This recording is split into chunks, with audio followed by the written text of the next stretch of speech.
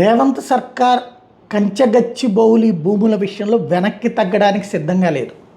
న్యాయస్థానమే వెనక్కి తగ్గాలని కోరుకుంటున్నట్టుంది. ఎందుకంటే తాజాగా అఫిడవిట్ వేసింది సుప్రీంకోర్టు. ఆల్రెడీ మొన్ననే తీవ్ర ఆగ్రహం వ్యక్తం చేయడం, హైకోర్టు రిజిస్ట్రార్ని స్వయంగా సంఘటన స్థలం దగ్గరికి వెళ్ళి అక్కడ పరిస్థితి చూడమంటాం, చెట్లట్లా వందల కొద్ది చెట్లు ఎట్లా నరికేస్తారని నిలతీయటం, మళ్ళీ మేము ఆదేశించే వరకు అవి ఎలాంటి చెట్టుని దెబ్బతీయడానికి వీల్లేదని చెప్పడం, ఇదంతా జరిగిపోయింది.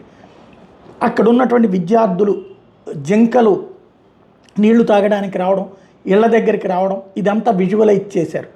అయితే అవి తప్పే, అట్లాగే నెమళ్ళు అవి ఉన్నాయి అన్నది తప్పే, జంతువులు ఉన్నదన్నది తప్పే, అవేమీ లేదు. అది కేవలం ఖాళీ స్థలం.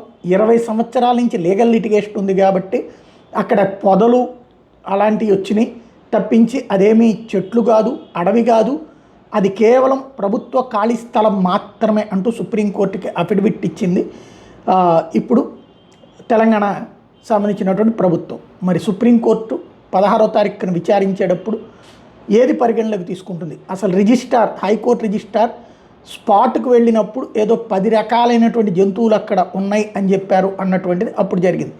ఏం చెప్తుంది? వీళ్ళు కోరుకున్నట్టుగా అది ప్రభుత్వ స్థలమే, అది తుప్పలే, క్లియర్ చేసుకోండి అని చెప్తుందా?